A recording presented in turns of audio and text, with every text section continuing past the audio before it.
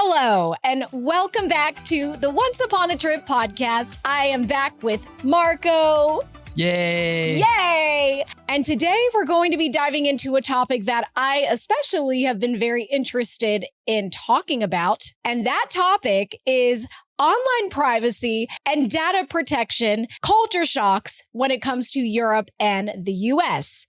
I thought of this idea when I noticed that there are some European content creators who hide their face on social media, even if they're well known. Also, there is a German rapper called Crow that I am aware of. He hides his face with a panda mask. Of all people you mentioned this dude? Okay. Yes, I had to. So you get the point. I have just become very curious about why Europeans appear to be more private when it comes to showing their face on social media and on the internet. And I know that there's a counter to this, which we'll get into. If you happen to meet someone from another country and you want to post something with their face on social media, then there are really big precautions, so to speak, that you need to be aware of. And I think all of the things that we'll be diving into today will be very helpful in being aware of when it comes to social media presence and a number of other little things. So are you excited, Marco, Totally. to be diving Thrilled. into this? Can barely sit down. I see that excitement in your face and I can just, you can just feel it, right? Just feel it. I don't hide my emotions. No, just kidding. Yes, I'm very excited. I am too. We hope you enjoyed the episode and that you take a little bit of some nuggets away. And before we get started, I do want to say and remind you to please follow and subscribe to the podcast. If you really do love the new episodes, we do appreciate the support and it really means a lot to us. So here we go. Let's start this off by having a little bit of an overview on the European perspective, and specifically in this case, the German perspective of online privacy and data protection and how Europeans feel about their personal data and privacy online. So, Marco, what can you say about the European perspective of hiding your face on social media and these types of things? Well, it's not just showing your face, or it's not just online in general. The way we deal with our personal data, so both information and also pictures, is a little bit more cautious and more circumspect, more on a need-to-know basis. You know, the whole history, the way things are just set up, I think it's just a cultural thing. They tend to be more suspicious of anyone and anything. The time after on the eastern side wasn't much better. With the Soviet Union. Yeah, but that may have been even, at least on the eastern side of Germany, may have been even worse, because that was a total surveillance kind of setup with, the magnitude of which was almost unfathomable, because they basically had like a spy in every, on every block, in every like apartment building, basically. So yeah, maybe that's where it comes from. But still, I would even think in the west of Germany, people don't think much differently. It's just a different mindset. And in America, people don't think twice about it, or at least most people, and just accept, that it's the way it is. And that's how the free market works here. And yeah. It is a little bit sad how commercial interests are prioritized over personal protection. Yeah, in definitely. that case. That is a fair observation, yes. So like we were saying earlier, there is a counter to this, and it's kind of sad and embarrassing, to be honest, because I think a lot of Americans don't think twice. They think and like to believe that companies use their consumer data in their best interest, or they also believe that, oh, well, if I can get something for free, if I get a discount on this product, if I can get access to this website for a lower price, if that means selling my data of essentially to big corporations and companies, then sadly, there are so many people who are willing to make that sacrifice and do that. I think we also just have more of a hands-off approach when it comes to our trustworthiness and in terms of our comfort in sharing our data on social media. I mean, and also you live in a system here where even when you are cautious and even when you don't agree with those practices, you can't really escape from it. I always knew that America was much more lax when it comes to data protection, but it really hit me when I moved here. Within 2 months, I had arrived to the US. Prior to that, as far as the US was concerned, I didn't exist, right? And I was a new guy here, started out, and within 2 months, my mailbox was packed. Every week, I got ads upon ads upon ads, not just general ads, personal ads with my name, my address, and even in the ad, in the letters, it says, hey, Marco, blah, blah, blah, blah. And I just thought to myself, who the heck are you? I mean, it's not, in Europe, they also, as best as they can, they try to sell your data. But here, you have to really make an effort and jump through hoops to keep somebody from doing that. On an app, you have to go into like menus and whatever and find the setting that specifically says don't allow the owner of the app or this company, blah, blah, blah, to sell to third party. By default, they just do. And it's just what it is here. Based on research, there is this one general regulation that covers all EU countries, not every country in Europe, but all 27 EU countries, not so much Eastern non-EU countries. This is a federal law in the EU that is something known as the GDPR, the General Data Protection Regulation. This is a federal law very stringent on data protection and consumer protection. If companies violate this law, they can be fined up to 20 million euros or 4% of the company's annual global turnover rate. Bargain. Yeah, right? The problem with that law is the enforceability, because the companies that tend to violate that are companies that are not headquartered in Europe anyway. For example, Amazon has violated that. Apple, WhatsApp, Microsoft, all the companies that are, especially the ones that are headquartered in the United States, with jurisdiction and enforceability, it's not as easy to really enforce that. One of the most astounding facts of this entire situation that I at least found is how much more heavily you are fined in Europe for violating data protection laws. So here in the US, and we are not experts, so this is just going off of research. From what we have found, in the US, if you violate a privacy law, and usually these are very industry specific, sector specific, and they vary state by state, if you violate one of these, usually the penalty is much lower. So for example, the range of the fine can be anywhere from $140 US to a little bit over $2.1 million. Whereas in Europe, you can be fined up to 20 million euros.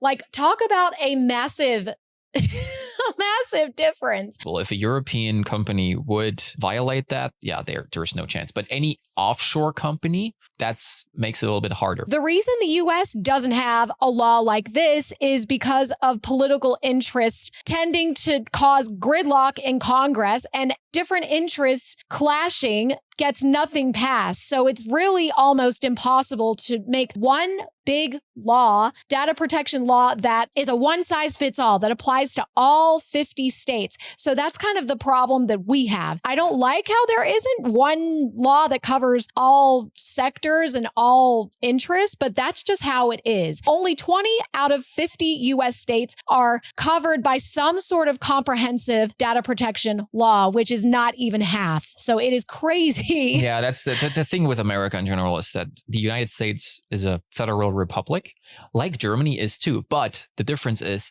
the 50 states here have so much more power and individually and can regulate so many more things than Germany could do. The European Union is set up in a way where they say European law will always supersede national law. But there are many issues, not just on data protection, where some countries are starting to push back and say, no, this is none of your business. This is a domestic policy concern. It's not Brussels' place to mandate us what to do. But that's a whole different discussion.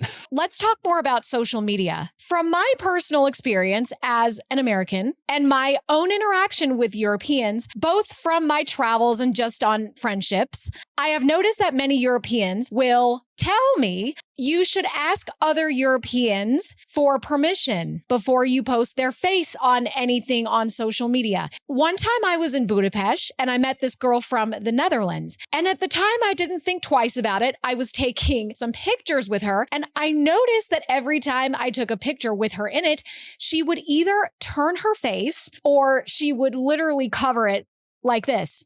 And I didn't think about why at the time, but there are people that are more protective than others, but yeah, generally the mindset is definitely different. And many people also, which I understand, I think I would do that too, especially people that have small children. Sometimes on pictures they cover up the face of the children or any other maybe person that they didn't ask, or they know, hey, they're a little bit cautious. I do understand why people will blur out baby faces and children's faces. That I do understand, because that's also a tactic to protect children from getting kidnapped or subject to human trafficking. I do understand that. But if you are an adult and you are willingly an influencer or you're a content creator, I don't know. I guess I just wonder, why would you not show your face? Or why would you cover up your name? I would say this way, where Americans tend to care too little, Europeans tend to be almost paranoid about it.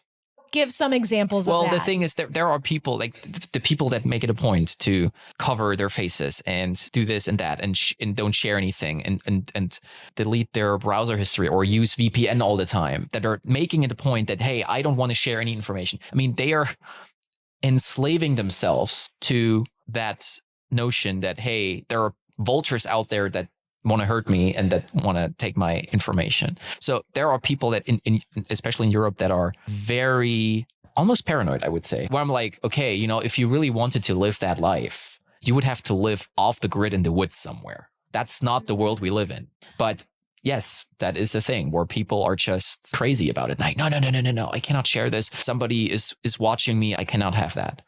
And Facebook is a good example, because especially in the heyday of Facebook, so around 2011, 2012, maybe, depending on how elaborate somebody had created their profile as far as information posted, I think Mark Zuckerberg collected $500 per profile in selling data, which, and at the time, I don't know how many millions of accounts there were. So crazy. I was not aware of that. And I was very surprised when they first introduced that. I don't know what they called it. They changed, at some point they changed the profile where basically it was kind of a timeline where you could also in hindsight post something and say, this happened in 2006, I don't know, graduation, or I got married, work experience, or whatever. And you could basically publicly create a timeline of your life. When they introduced this, I was thinking at the time, like, who would ever use that? But come to find out, Americans, including the older generation, they would share their entire lives. Pictures from decades, their entire life documented. And to me, that was crazy. Absolutely crazy. Now, people don't think twice about sharing very personal experience. And it's not just travel. I mean, it's not just like the Instagram post, but your not just date of birth, anniversary, wedding, the birth of their children, anything you could possibly think of, chronologically, in order, and just, I mean, it's cool for yourself, but I wouldn't use a public platform like Facebook to do that. Well, then where else would you store that information? You don't need a public platform for that. You either you. But it's convenient. Yeah, and that's, the American is talking. Okay. It's convenient. I'm speaking in the perspective of many, not just Americans. We can also include Canada in this. Well, North America. Okay. But because it's convenient. Yeah. So what? It's convenient. It's still not worth just disclosing this kind of information so easily, because there will be people out there that take advantage of it, either marketers or even people that, even criminals. In the school exchange that I participated in, that was in 2011. And I remember, coming here, it was a matter of days, 1, 2, 3 days in, maybe. I'm coming home to my host family and I'm turning on the computer and looking at Facebook. And I was shocked at the time because, so in 2011, I was 16 years old. And so were you. But so was I. So in Germany, that was really at that time a platform for young people. usually. And here, there were so many parents of other students were on Facebook, and not only on Facebook, but very, very, very active on Facebook. So I came here, we met, we went somewhere downtown Atlanta, some day trip, whatever. And I come home, and on the same day, I have dozens of friend requests from not just the other students, but also their parents. They posted all the photos that they took on that day, not only posted, but also tagged everybody. Where I was thinking at the time, for one thing, why and how do they have the time to even do that? So that was a bit of a culture shock now, but that was kind of the heyday of Facebook. I think it's maybe not as bad anymore. But that to me was crazy. Like the parents, I would have understood if the people our age would have done that, but the parents, like the mom of somebody, crazy. And so German and European parents back in 2011 were not like that with Facebook? At least the people that I knew, Facebook was not a thing really to them. Facebook conquered that cohort later. What pieces of advice would you give to Americans or to other people visiting Europe or people who are interacting with Europeans? What are some things that we should know before we post any pictures with Europeans? So you don't have to beat around the bush. You can just say, hey, I would like, or would you mind my posting this picture or video or whatever? Or would you mind if I linked you and whatever? So it's just a very straight up question. Don't just do it. Some people go with the flow and don't care. Those people exist too, but you never know. I mean, do you find that your friends and other people in Germany, do you think that most of them are skeptical of data protection laws and sharing stuff on social media? I will say, I think in Germany, it's much, at least the people I know, I think it's a generational thing. The older the people, the more suspicious and protective they are. Younger people, especially people that are even younger than us, they don't know any better because like young people these days are basically being raised by their phones, sadly enough. I think Germany and Europe from time to time will adopt more and more the American way, especially now with this whole social media and influencer kind of trend.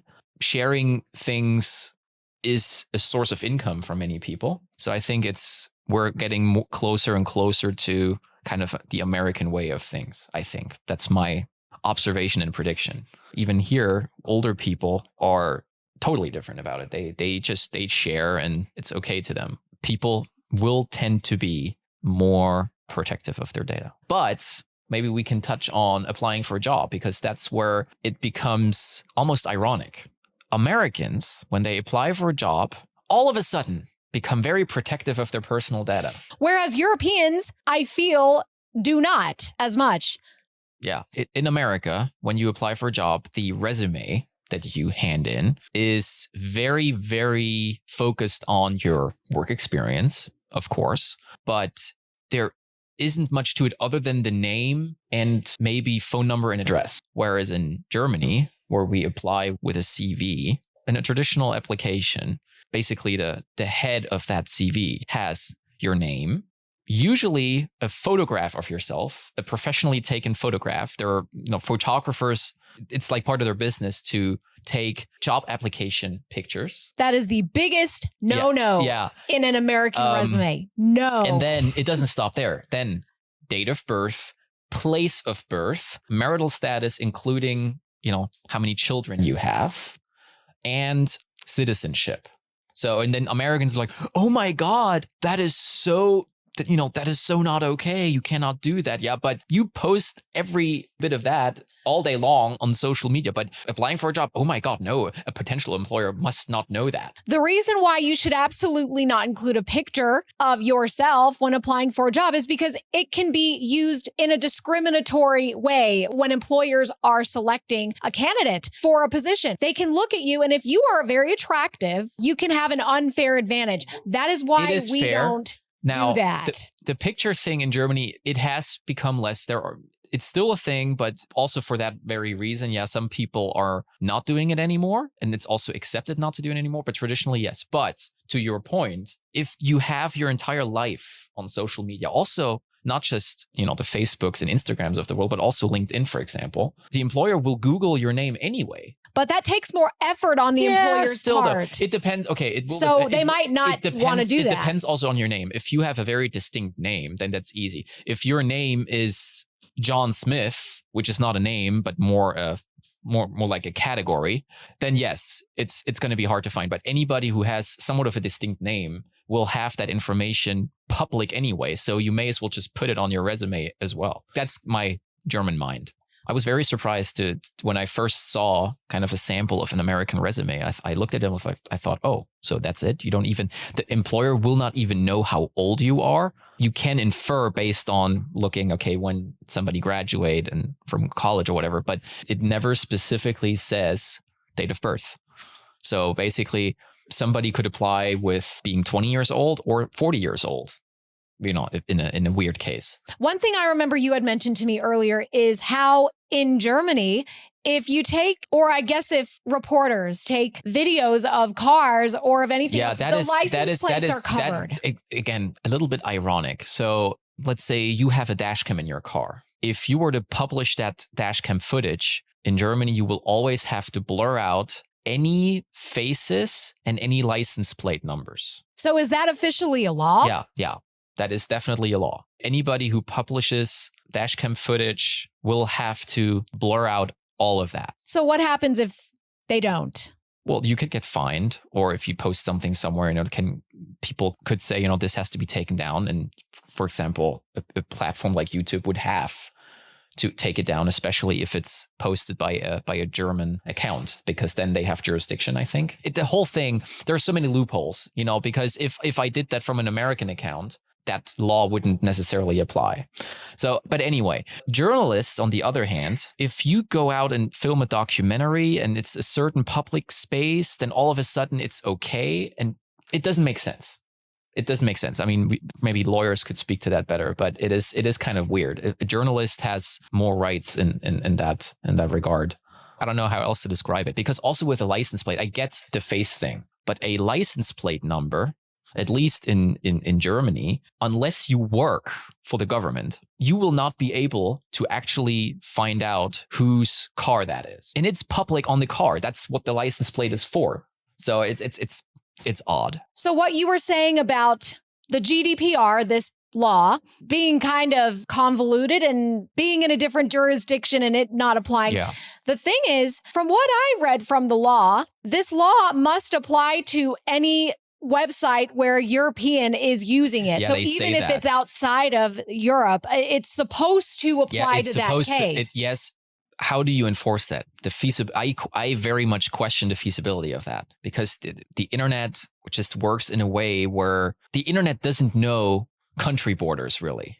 I mean, yes, there are like IP addresses and there is a certain way of tracking things, but at the end of the day, especially a big tech company that has state-of-the-art knowledge will always be ahead of the law. And AI will be the biggest challenge of our time. That is especially true. For anybody in this kind of field, in this kind of data protection field. It will not be feasible to enforce certain laws, not even in Europe with European companies, but much less with American or Chinese companies. Yeah, I mean, the only huge concern would be identity theft, but that's more so with credit cards and financial and medical health data, which under our law called HIPAA, medical and health information are protected. And yeah, people are very skeptical in terms of sharing financial information. That is a good point. Different. That is, yeah, but still, that is a good point, because I tend to mock this country's kind of banking system. When it comes to banking here, there's always like a middleman, like there's, PayPal and Zelle and all those service providers.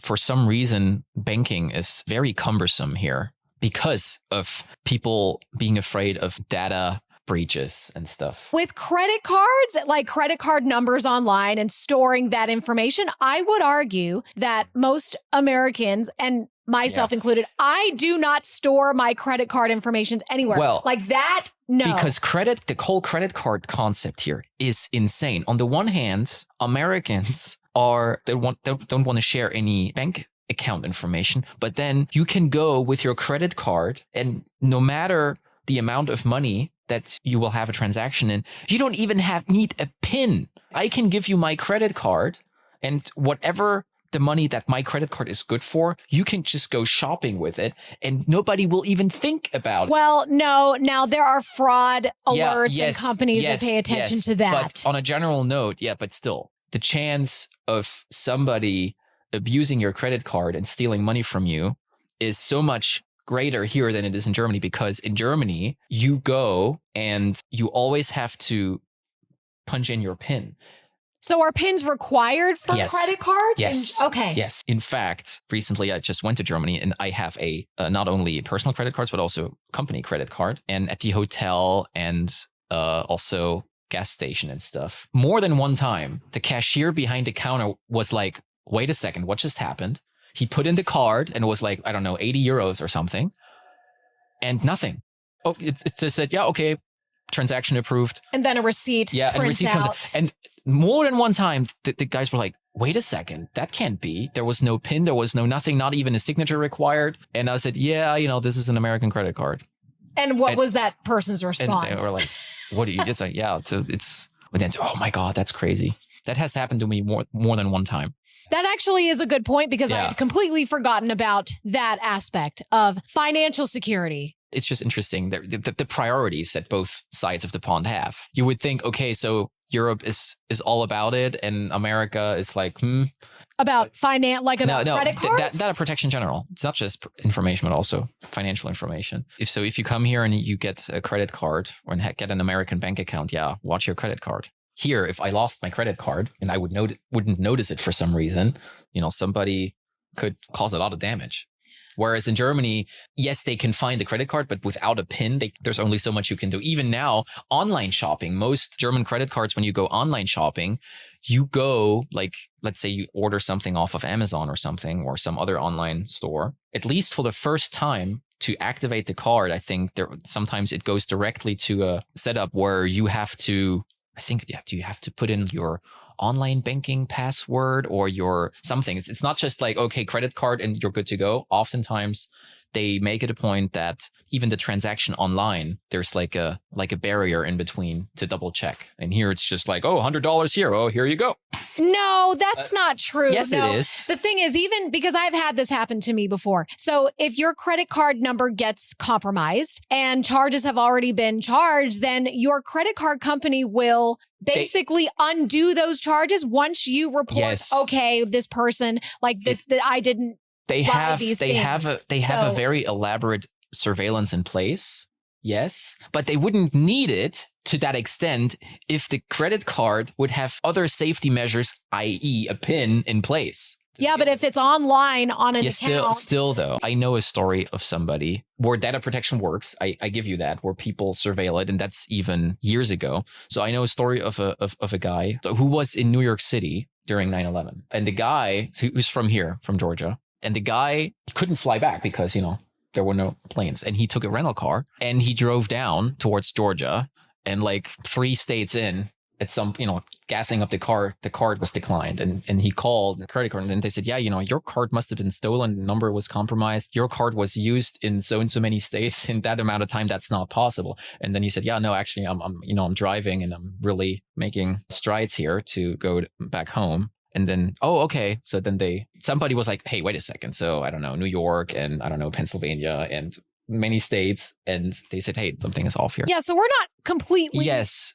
But careless about it. But again, you have to have a system that is much more elaborate than it needs to be if there were other measures in place. But okay. What about for medical information and health information? So like I had said earlier, so health information is very well protected here. Medical information that you don't want companies to know about necessarily.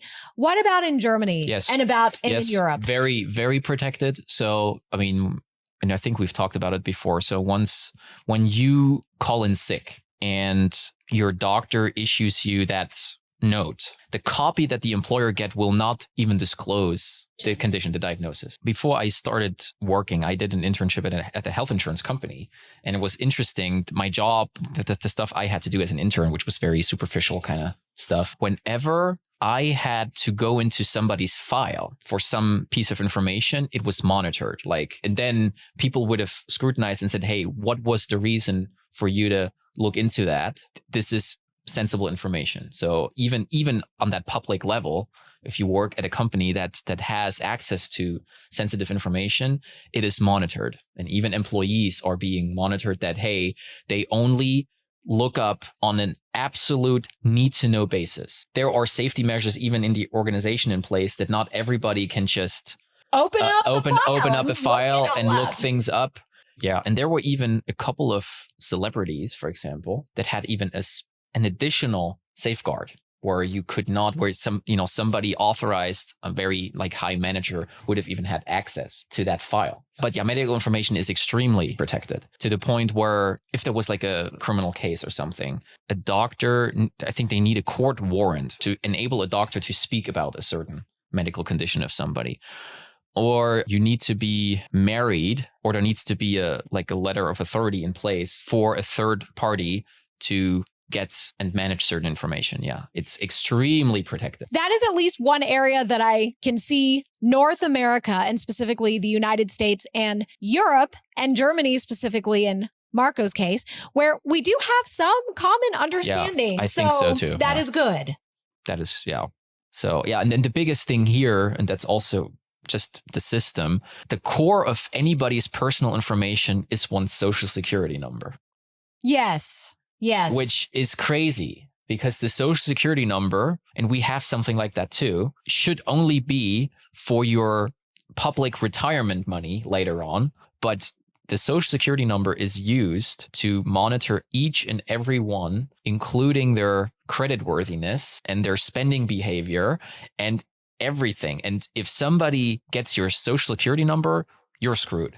Because then people, they can go out and just pretend that they're you and order something online or any kind of contract. And if they have your social security number, then they will it will be very credible to anybody saying, oh yeah, that's really that person because that social security number checks out. Let's use the name John Smith again, XYZ. So your social security number is a 9-digit number, typically 3 digits, 2 digits, then 4 digits. And typically we only ever tell people or institutions the last 4 digits of that number. Yeah. The other numbers we absolutely should not share. Yeah. So for anybody coming to the US to live and work, you will get a social security number because otherwise you cannot be legally employed anywhere. And otherwise you can't do anything. You cannot go out and buy a car. Sometimes you can't even get like a phone plan. Usually any contract, it will involve your social security number. So if somebody ever sends you an email or calls you and asks for your social security number, that is 100% a scam. You must never disclose your social security number. Ever. Big no. Americans are fine with publishing anything else, but social security number, that's where they draw the line. That is absolutely critical. Yeah, you absolutely need to protect that number. You can go out and take pictures of anybody and publish them. It's fine. All good. But social security number and also banking information, that's where people are like, oh, no. Yeah. So it's a big no. Yeah.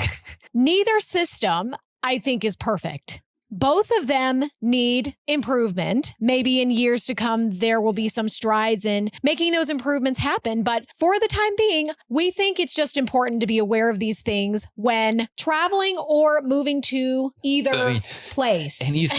Anything that's man-made is not perfect. We want to thank you so much for tuning in to today's episode. As always, we look forward to being back here with you very soon. Happy data protecting, everybody.